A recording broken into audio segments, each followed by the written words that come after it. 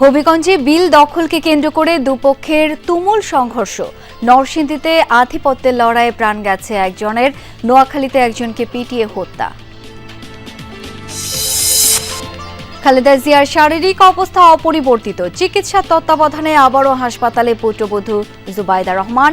বিদেশ যাত্রার বিষয়ে সিদ্ধান্ত হয়নি এখনো। বাগেরহাট সদর হাসপাতালে রোগ নির্ণয় পরীক্ষার আধুনিক যন্ত্রপাতি দীর্ঘদিন ধরে বাক্সবন্দী। দক্ষ জনবলের অভাবে বন্ধ আইসিইউ সেবা, ভোগান্তিতে রোগীরা।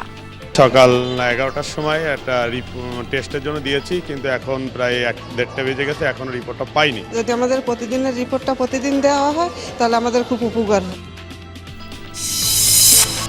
গোপালগঞ্জ শহর জুড়ে অবৈধ ব্যাটারি চালিত রিকশা আর ইজি বাইকের দাপট। বিশৃঙ্খল চলাচলে জনভোগান্তি চরমে। গন্তব্যস্থানে আমি সময় মতো পৌঁছতে না, যানজটের কারণে। এদের কোনো লাইসেন্স নেই, অবৈধ এরা। তো কি গাড়ির টার্ম দিছে, একটা ইজি বাইক এসে আমার গাড়িটা লাগাই দিছে। একেবারে 10 বছরের একটা ছেলে অটো চালাচ্ছে এবং বাড়ি দিল, পড়ে যে আমার হাতটা ভেঙে গেল। জয়পুরহাটে চাহিদা মাফিক সার মিলছে না ডিলার ও খুচরা দোকানে, বিপাকে আলু চাষিরা, বাড়তি দামে বিক্রির অভিযোগ। আমন্ত্রণ বিরতিহীন সংবাদ সারা দেশে, আপনাদের সাথে আছি আমি শাওন দত্ত। এতক্ষণ শিরোনামগুলো দেখছিলেন। হবিগঞ্জের লাখায়ে বিল দখলকে কেন্দ্র করে দুপক্ষের মধ্যে সংঘর্ষ হয়েছে। এতে আহত হয়েছেন অন্তত 30 জন। সেনাবাহিনীর চেষ্টায় পরিস্থিতি নিয়ন্ত্রণে আসে। নরসিংদীর রায়পুরাতেও আধিপত্য বিস্তার নিয়ে সংঘর্ষে জড়ায় দুপক্ষ, এতে প্রাণ যায় একজনের। আর নোয়াখালীতে পিটিয়ে ও কুপিয়ে হত্যা করা হয়েছে একজনকে।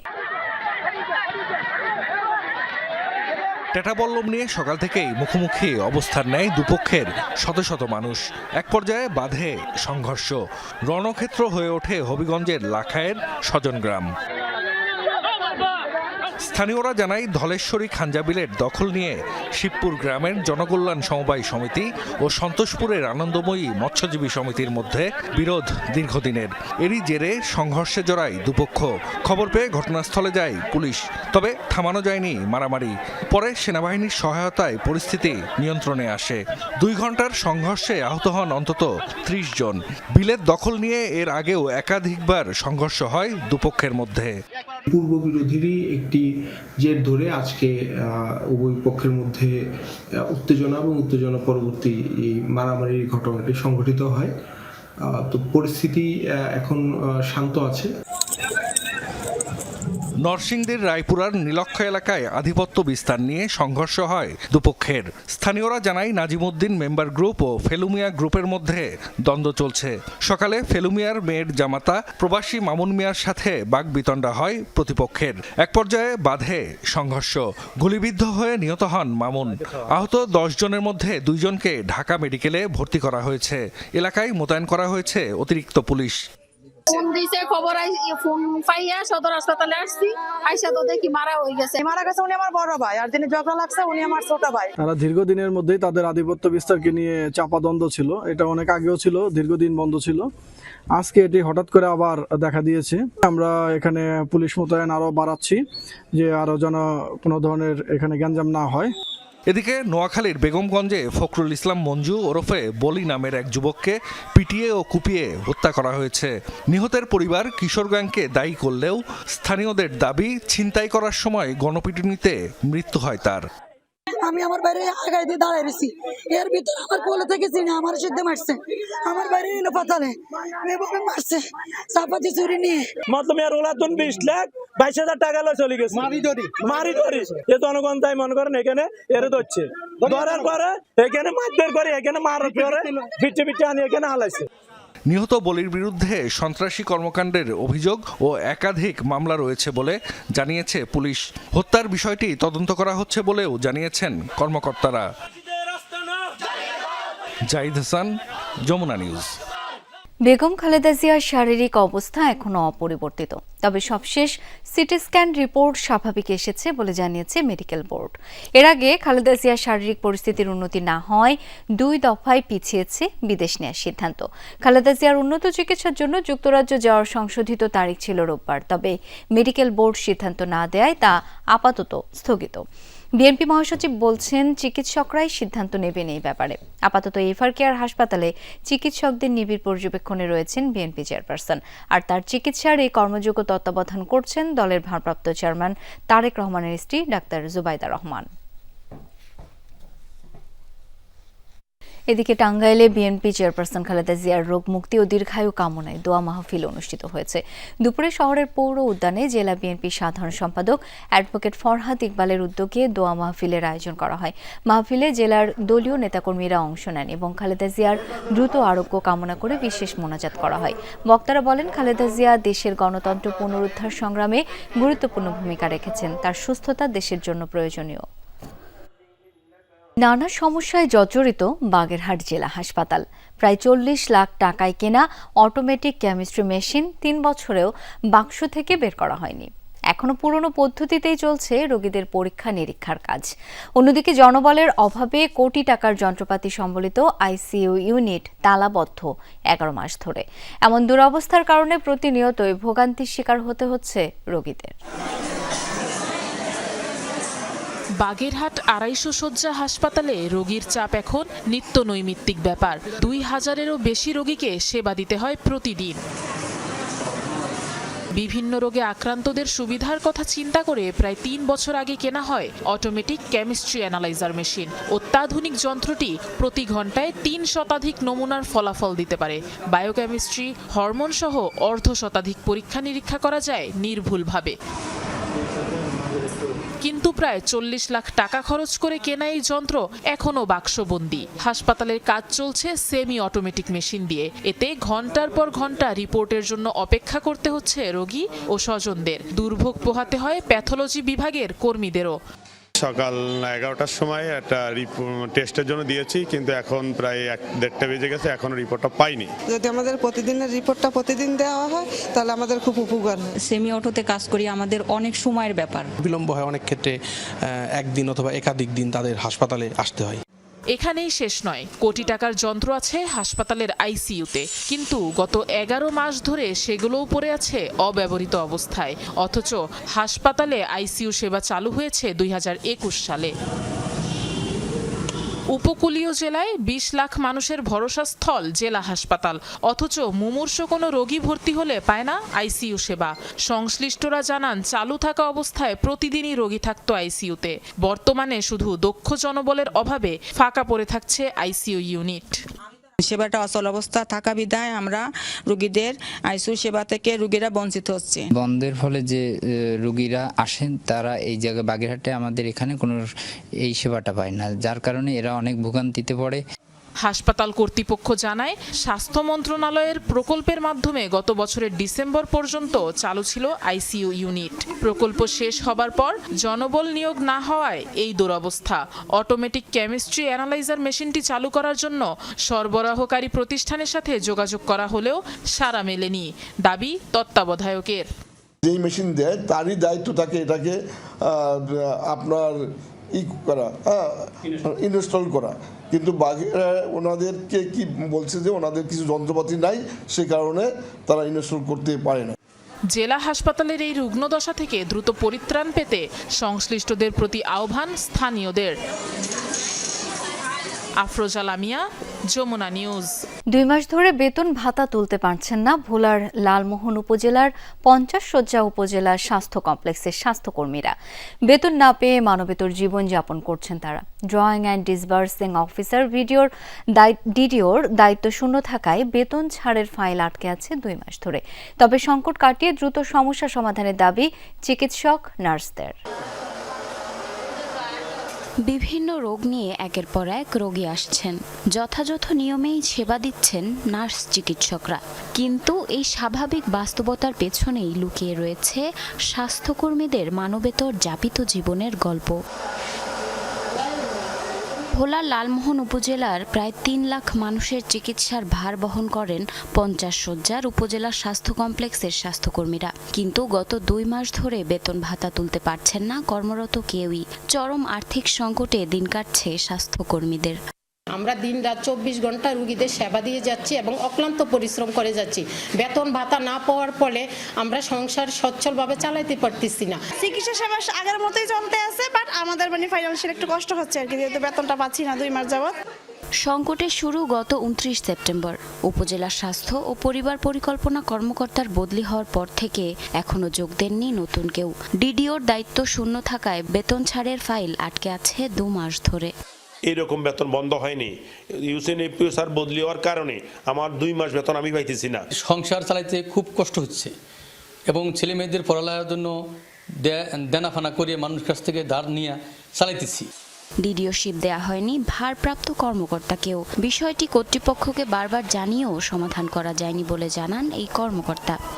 আর্থিক কার্যাবলীর যে ক্ষমতা ডিডিওশিপ বলে সেটা আমাকে দেওয়া হয়নি, যার জন্য গত 2 মাস ধরে অত্র হাসপাতালের কর্মকর্তা কর্মচারীদের বেতন বন্ধ আছে। ঊর্ধ্বতন কর্তৃপক্ষকে অবহিত করছেন না, আমি নিজেও বেতন পাচ্ছি না। দ্রুত সমস্যার সমাধানের আশ্বাস দিয়েছেন সিভিল সার্জন। বেতন যেহেতু অনলাইনে হয়, আসলে ডিডিও ছাড়া তো ওই অ্যাকাউন্টস বিষয়ে এটা বেতন দেবে না। তারপর আমরা তাদের যে বেতন ভাতা বন্ধ যে প্রায় যে 2 মাস হয়ে গেল, সে ব্যাপারে আমরা ডিডিওকে চিঠি লিখেছি। এখন তারা যদি এই সূত্রে প্রদান দেয় তাহলে হয়তো বেতন পাবে। লালমোহন উপজেলা স্বাস্থ্য কমপ্লেক্সে 130 জন কর্মকর্তা ও কর্মচারী রয়েছে। জারিন অর্নি, যমুনা নিউজ। রংপুরে হত্যাকাণ্ডের শিকার বীর মুক্তিযোদ্ধা যোগেশ চন্দ্র রায় এবং তার স্ত্রী সুবর্ণা রায়ের মরদেহ রাষ্ট্রীয় মর্যাদায় সৎকার করা হয়েছে। বিকেল 4:45টায় তারাগঞ্জের পূর্ব রহিমাপুর হিন্দুপল্লীর চাকলা শ্মশানে তাদের সৎকার সম্পন্ন হয়।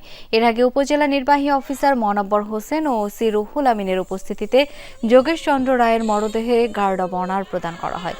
দুপুরে তারাগঞ্জ থানায় নিহতের বড় ছেলে শোভন চন্দ্র রায় অজ্ঞাত 10 থেকে 15 জনের বিরুদ্ধে হত্যা মামলা করেন। রোববার সকালে নিজ বাড়ির ডাইনিং রুম থেকে যোগেশ চন্দ্র রায় এবং তার স্ত্রী সুবর্ণা রায়ের রক্তাক্ত মরদেহ উদ্ধার করে পুলিশ।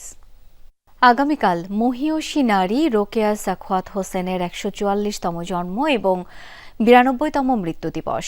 আজীবন বেগম প্রথার বিরুদ্ধে লড়েছেন তিনি, কিন্তু সেই বেগম শব্দটি তার নামের সাথে ভুলভাবে রয়ে গেছে রাষ্ট্রীয় পৃষ্ঠপোষকতায়। যদিও আসার কথা, অবহেলায় পড়ে থাকা রোকেয়া স্মৃতি কেন্দ্রটি অবশেষে যুক্ত হচ্ছে রোকেয়া বিশ্ববিদ্যালয়ের সাথে। যে বেগম প্রথার বিরুদ্ধে লিখেছেন ও লড়েছেন, সেই বেগম শব্দটি জুড়ে দেয়া হয়েছে তার নামের আগে, অথচ তিনি কখনোই নামের আগে লেখেননি বেগম। শুধু তাই নয়, প্রতিষ্ঠা করা হয়েছে বেগম রোকেয়া নামে বিশ্ববিদ্যালয় সহ নানান প্রতিষ্ঠান। চালু করা হয়েছে পদক, এমনকি তার নামের ইংরেজি বানানটিও বিকৃত করেছে বিশ্ববিদ্যালয় কর্তৃপক্ষ। এ নিয়ে ক্ষুব্ধ গবেষকরা। পারিবারিকভাবে রোকেয়াকে রকু বলে ডাকা হতো। রোকেয়া সাখাওয়াত হোসেনের সাথে তার বিয়ে হবার পর তার নাম তিনি লেখা শুরু করেন রোকেয়া সাখাওয়াত হোসেন। কখনো কিন্তু তিনি নিজের নামের আগে বেগম রোকেয়া লিখেন। যেহেতু রোকেয়া সাখাওয়াত হোসেন কোনোদিন তার নামের সামনে বেগম যুক্ত করেননি, যিনি যে অংশ নামের সঙ্গে যুক্ত করেন না সেটি তার নামের অংশ নয়। দীর্ঘ দাবির প্রেক্ষিতে গত বছর রোকেয়া দিবসে অবহেলায় পড়ে থাকা স্মৃতিকেন্দ্রটি রোকেয়া বিশ্ববিদ্যালয়ের সাথে একীভূত করার ঘোষণা দিয়েছিলেন সেই সময়কার শিক্ষা মন্ত্রণালয়ের বিশেষ সহকারী ডক্টর আমিনুল ইসলাম। আমি এই অনুষ্ঠানে ঘোষণা করতে চাই, রোকেয়া স্মৃতিকেন্দ্র পুরোটাই রোকেয়া বিশ্ববিদ্যালয়কে দেওয়া হবে। ভিসি জানালেন আগামীকাল এ নিয়ে সমঝোতা স্মারক সই হবে বাংলা একাডেমির সাথে। এর মাধ্যমে নতুন প্রজন্মের মাঝে রোকেয়ার জীবন কর্ম, প্রচার প্রসার, গবেষণা ও চর্চায় নয়া দ্বার উন্মুক্ত হওয়ার আশা তার। বেগম রোকেয়া স্মৃতিকেন্দ্র মিঠাপুকুরে পাড়াবন্দে বেগম রোকেয়া বিশ্ববিদ্যালয়ের পক্ষ থেকে প্রতিদিন শিক্ষার্থীরা যাবে এবং তাদের ওখানে গবেষণা কার্যক্রম তারা ওখানে অব্যাহত রাখবে। রোকেয়ার জন্মভিটায় এসে ক্ষুব্ধ দর্শনার্থীরা। পায়রাবন্দে সাহিত্য সাংস্কৃতিক হাব তৈরির প্রতিশ্রুতি লাল ফিতায় বন্দী। উদ্ধার হয়নি লাখেরাত সম্পত্তি, মসজিদ, দিঘিসহ কোনো কিছুই। আতুর ঘরটিও হয়নি সংস্কার। কলকাতা থেকে মরদেহ জন্মভিটেই স্থানান্তরেও কোনো উদ্যোগ নেই। যত কিছু দেখার জন্য আসলাম ওগুলোর একটাও এখানে নাই। উনি কিভাবে পড়াশোনা করতো, এখানে কোথায় থাকতো, এগুলো একটু আর একটু ভালো করে প্রদর্শনের ব্যবস্থা থাকলে একটু ভালো হতো। রোকেয়া যে বাড়ি আছে, স্মৃতিকেন্দ্র আছে, এটাকে যেন পর্যটন কেন্দ্র হিসেবে রূপান্তর করা হয়। একটি পূর্ণ সাহিত্য, সংস্কৃতি ও শিক্ষা গবেষণার হাব তৈরির মাধ্যমে রোকেয়াকে সবার ঘরে পৌঁছানোর দাবি সব মহলের। সরকার, মাঝারুল মান্নান, যমুনা নিউজ, রংপুর। নাটোরের নলডাঙ্গায় রেল লাইনের ফেটে যাওয়া অংশ মেরামতের পর ট্রেন চলাচল স্বাভাবিক হয়েছে। সকালে উপজেলার মাধনগরে 253 নম্বর পিলারের কাছে রেল লাইনে ফাটল দেখতে পায় স্থানীয়রা। বিষয়টি স্টেশন মাস্টারকে জানানো হলে তিনি ঊর্ধ্বতন কর্তৃপক্ষকে বিষয়টি অবগত করেন। পরে রেলওয়ে কর্তৃপক্ষের কর্মীরা ফেটে যাওয়া অংশ মেরামত করলে রেল চলাচল স্বাভাবিক হয়। শীতের কারণে রেল লাইনে ফাটল দেখা দিতে পারে বলে জানিয়েছে রেলওয়ে কর্তৃপক্ষ।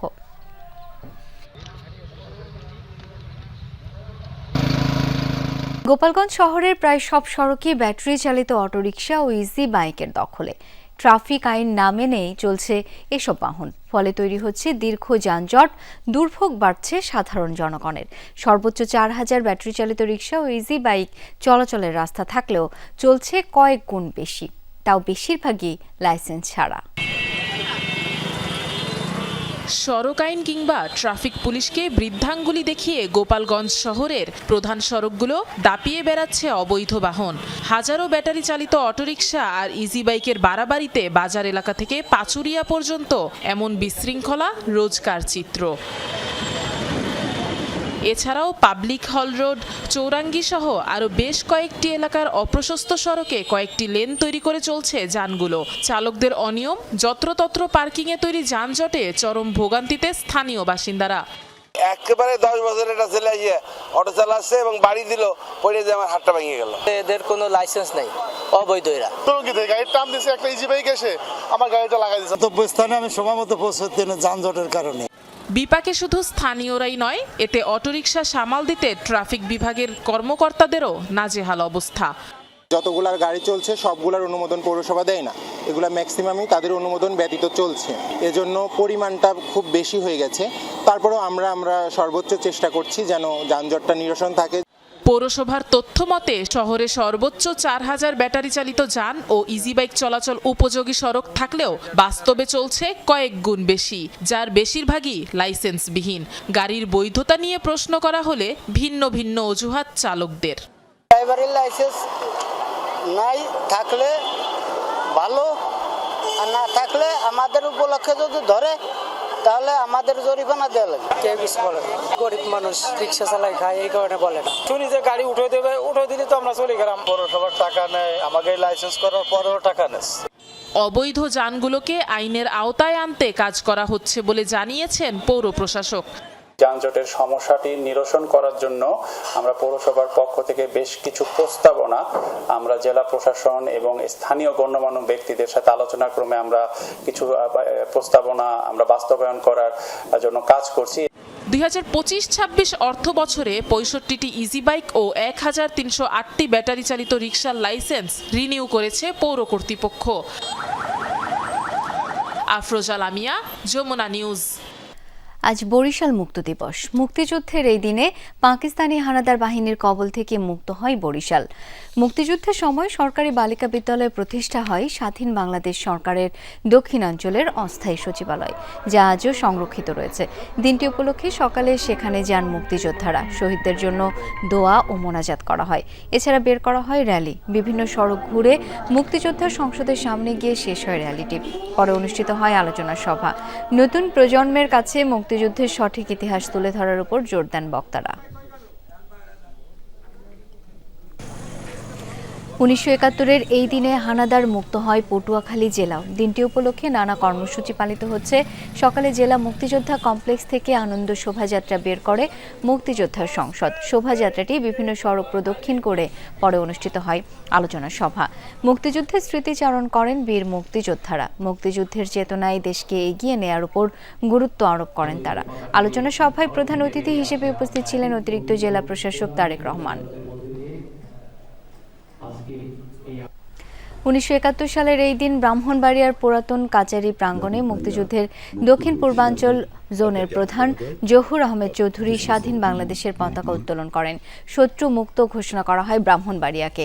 সেই উপলক্ষে জেলায় ছিল নানা কর্মসূচির আয়োজন। শহরের কাউতলিতে মুক্তিযুদ্ধ স্মৃতিসৌধে পুষ্পস্তবক অর্পণ করে শহীদদের প্রতি শ্রদ্ধা জানান জেলা প্রশাসন, জেলা পুলিশ, মুক্তিযোদ্ধা সংসদ সহ বিভিন্ন সামাজিক সংগঠন। পরে জেলা পরিষদ মিলনায়তনে আলোচনা সভা অনুষ্ঠিত হয়। ব্রাহ্মণবাড়িয়া মুক্ত হয়েছে। উত্তরে জেকে বসতে শুরু করেছে শীত, বেড়েছে শীত বস্ত্রের বেচাকেনাও। এ বিষয়ে আরো জানবো। এখন রংপুর থেকে যুক্ত হচ্ছেন আমার সহকর্মী সরকার মাজহারুল মান্নান।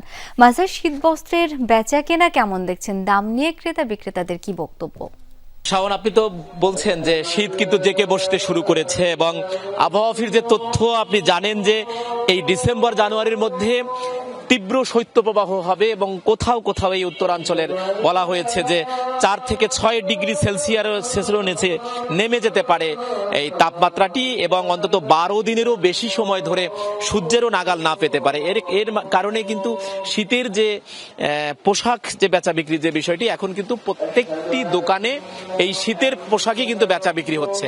আমরা রংপুরের যে পীরগঞ্জ উপজেলার একটি মার্কেটে আছি, একটি প্রান্তিক এলাকা। আপনি যদি আপনাকে একটুখানি দেখাতে পারি যে এই প্রত্যেকটি দোকানে কিন্তু এখন প্রচুর পরিমাণে বেচা কিনা হচ্ছে এবং সেখানে শিশুদের যে পোশাক, সেই শিশুদের পোশাকটাকে কিন্তু সব থেকে বেশি গুরুত্ব দেওয়া হচ্ছে এবং যারা অভিভাবক যারা আছেন তারা দিচ্ছেন। এবং আমরা এখানে দেখেছি, বেশ কয়েকটি মার্কেটে দেখেছি এভাবে প্রত্যেকটি দোকানে শিশু সহ নানা বয়সী মানুষ সবাই এই শীত বস্ত্র কিনছেন এবং ক্রেতারা যেটি বলছেন যে দাম তো একটুখানি চড়াই, আর বিক্রেতারা বলছেন যে বরাবরের মতো যে তারা যেহেতু দাম বেশি দামে কিনছেন সে কারণে তারা বেশি দামে বিক্রিও করছেন।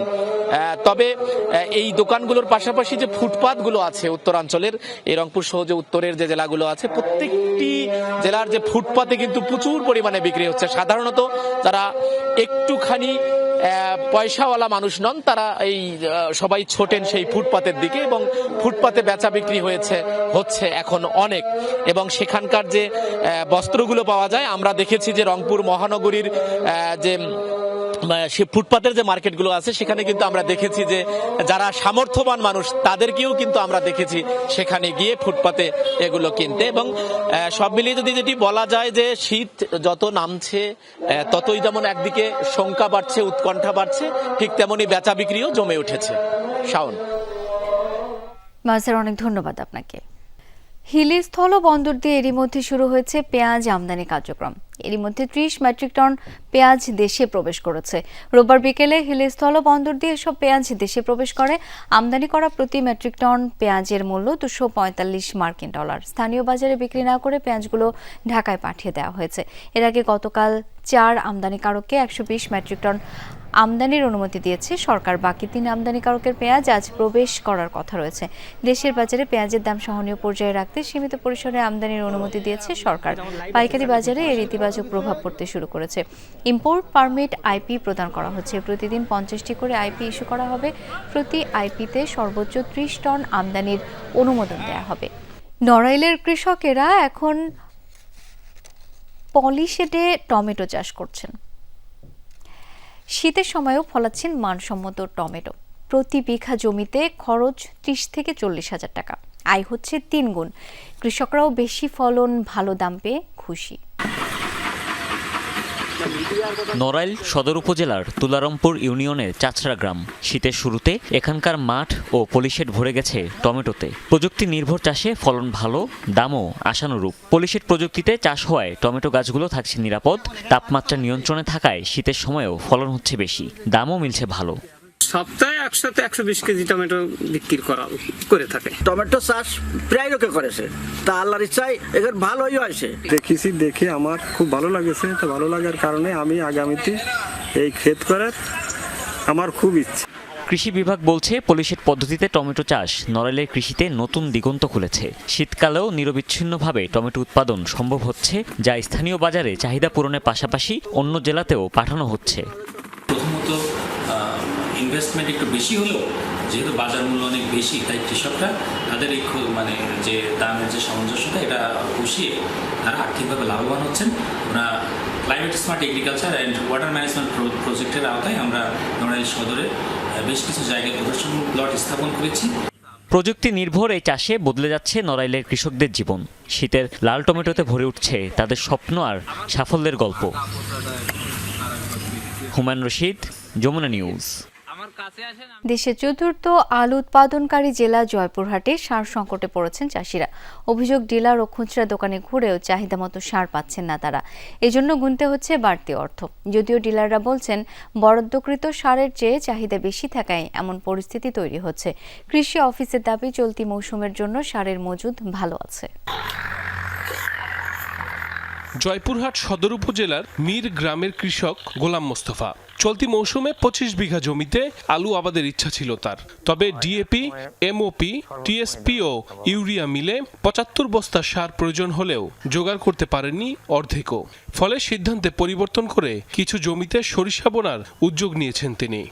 আমার সার দরকার অন্তত 3-25 কত হচ্ছে 75 বস্তা, সেখানে হয়রাস পাওয়া গেল 30 বস্তায় হয়নি, যেখানে 2000 টাকা সেখানে এর আগে 2600 টাকা। গোলাম মোস্তফার মতো এমন পরিস্থিতির শিকার হচ্ছেন অনেকে। নিয়মিত ডিলার ও খুচরা দোকানে ঘুরেও সার কিনতে পারছেন না তারা। অভিযোগ আছে, নির্ধারিত মূল্যের বেশি অর্থ দিলেই পাওয়া যায় কাঙ্ক্ষিত পরিমাণ সার। 3 দিন থেকে গুটানো ঘোরাফেরা করছি, সারের বরাদ্দ আমরা কম দেখেছি, যা কাজ ফেলে তুই আসি কিন্তু আমরা সেই পরিমাণ সার পাই না। 4 বিঘা মাটি আলু লাগাছি, 4 বস্তা সার পাচ্ছি, সার আর পাওয়া যাচ্ছে না, টাকা দেও সার পাওয়া যাচ্ছে না। 500 বিঘা আলু লাগাচ্ছি আর 2 বস্তা আমি কি করবো? ডিলাররা বলছেন, নির্দিষ্ট পয়েন্টে বরাদ্দকৃত সারের চেয়ে কৃষকদের চাহিদা বেশি, তাই অন্য ডিলারের কাছ থেকে সার এনে কৃষকের চাহিদা মেটানোর চেষ্টা করছেন তারা। যে ইউনিয়নে আলুর উৎপাদন কম হয় সেখানেও যে পরিমাণ বরাদ্দ, আর যেখানে আলুর উৎপাদন বেশি হয় ঠিক সেখানেও সমপরিমাণ বরাদ্দ। এই সমপরিমাণ বরাদ্দ হওয়ার কারণে আমরা চাহিদার তুলনায় বরাদ্দটা আমরা কম পাচ্ছি, কারণে এলাকাতে কিছুটা ঘাটতি দেখা যায়। সার সংকটের বিষয়টি মানতে নারাজ কৃষি অফিসের কর্মকর্তারাও। তাদের দাবি, চলতি মৌসুমে মজুদ আছে নির্ধারিত ডোজের সার। আলু নির্ধারিত ডোজ অনুযায়ী যে সার বরাদ্দ থাকার কথা আমাদের জয়পুরের জন্য পর্যাপ্ত বরাদ্দ আছে। ডিসেম্বর পর্যন্ত যে সার দেশের জন্য প্রয়োজন তার পূর্ণ সারটা দেশে অলরেডি চলে আসছে। আমাদের বাফার এবং শান্তার যে গোডাউন সেখানে আছে। চলতি মৌসুমে জেলায় 39,000 হেক্টর জমিতে বিভিন্ন জাতের আলু আবাদের লক্ষ্যমাত্রা নির্ধারণ করা হয়েছে। সাইফ আহমেদ, যমুনা নিউজ।